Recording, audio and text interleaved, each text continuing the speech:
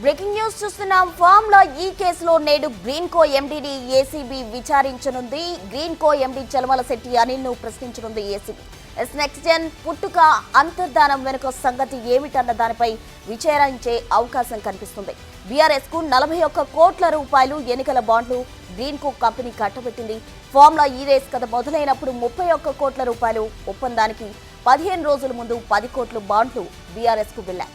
దానిపైన ఏసీబీ విచారించనుంది.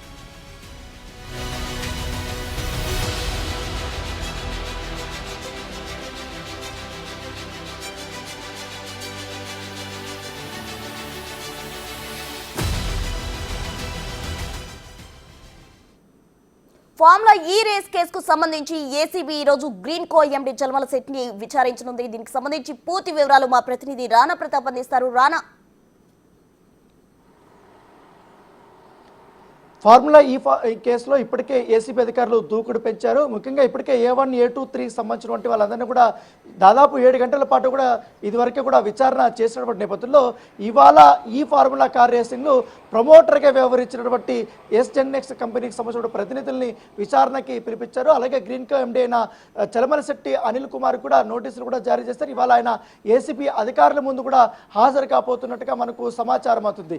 అయితే ఇవాళ చాలా కీలకమైనటువంటి ప్రశ్నలే వేయబోతున్నట్టుగా మనకు సమాచారం అవుతుంది. ఎందుకంటే ఇప్పటికే మాజీ మంత్రి కేటీఆర్ కానీ, సీనియర్ ఐఏఎస్ అరవింద్ కుమార్ కానీ, హెచ్ఎండిఏ అప్పటి చీఫ్ ఇంజనీర్ బేలన్ రెడ్డిని కూడా ఏసీబీ అధికారుల ప్రాథమికంగా విచారణ చేసి పూర్తి చేసిన నేపథ్యంలో 2022 అక్టోబర్ 25న జరిగిన తొలి త్రైపాక్షిక ఒప్పందంలో ప్రమోటర్గా ఉన్నటువంటి నెక్స్ట్ జెన్ను సంబంధించి ఫార్ములా ఈ సీజన్లో 9, 10, 11, 12కు సంబంధించిన ఖర్చులను కూడా భరించాల్సిన అవసరం ఉంది. కాకపోతే అది ఎందుకు వెనక్కిపోయిందన్న దానిపై కూడా ఎక్కువ ఏసీబీ అధికారులు ఫోకస్ పెట్టినట్టుగా తెలుస్తుంది. అయితే హైదరాబాద్లో 2023 ఫిబ్రవరిలో జరిగినటువంటి సీజన్ 9 వ్యయాన్ని మాత్రమే ఎస్జెన్ఎక్స్ భరించింది. కాబట్టి 10వ సీజన్ ప్రారంభానికి ముందే 90 కోట్ల రూపాయల వరకు 3 విడతల్లో చెల్లించాల్సినటువంటి ఈ కంపెనీ ఈ ఏడాది మీలో 50% వరకు కూడా అడ్వాన్స్ మొత్తం కూడా ఎస్జెన్ఎక్స్ నుంచి ఫార్ములా ఈ ఆపరేషన్ సంస్థకి ఎఫ్యూఓకి వెళ్లాల్సి ఉంది. కానీ ఒప్పందం నుంచి ఇప్పటికే ఎస్జెన్ఎక్స్ కూడా తప్పుకున్న నేపథ్యంలో ఎందుకు తప్పుకోవాల్సి వచ్చిందన్న దానిపై కూడా పూర్తి స్థాయిలో క్వశ్చన్ చేయబోతున్నట్టుగా మనకు తెలుస్తుంది. దాంతోపాటు ఈ పురపాలక శాఖ ఎఫ్యూఓకి మధ్య 2023లో మరో ఒప్పందం జరిగింది. కాబట్టి 45 కోట్ల 71 లక్షలను 2 విడతలుగా ఎఫ్యూఓకి హెచ్ఎండి నుంచి ఇప్పటికే చెల్లింపులు చేసినటువంటి నేపథ్యంలో ఎస్జెన్ఎక్స్ ఒప్పందం నుంచి ఎందుకు బయటకు వచ్చిందన్న దానిపైన ఎక్కువగా ఏసీబీ ఫోకస్ పెట్టినట్టుగా మనకు సమాచారం అవుతుంది. దాంతోపాటు ఈ తప్పుకుంటున్నట్లు పురపాలక శాఖ లిఖితపూర్వకంగా ఏమైనా సమాచారం ఇచ్చిందా అన్న దానిపై కూడా క్వశ్చన్ చేయబోతుంది. మధ్యలో తప్పుకుంటే ప్రమోటర్ కంపెనీ ఎఫ్యూకి చెల్లించాల్సినటువంటి పరిహారం సంఘటన ఏంటి అనేసి కూడా ఏసీబీ అధికారులు క్వశ్చన్ చేయబోతున్నట్టుగా మనకు సమాచారం అవుతుంది. అంటే స్పోర్టింగ్లో అనుభవం లేని గ్రీన్ కో డైరెక్టర్లు ఎస్జెన్ఎక్స్ పేరిట హడావుడిగా 3 కంపెనీలను ఎందుకు రిజిస్ట్రేషన్ చేయించారన్న అంశాలపైనే ఏసీబీ ఎక్కువగా ఫోకస్ పెట్టబోతున్నట్టుగా మనకు సమాచారం అవుతుంది.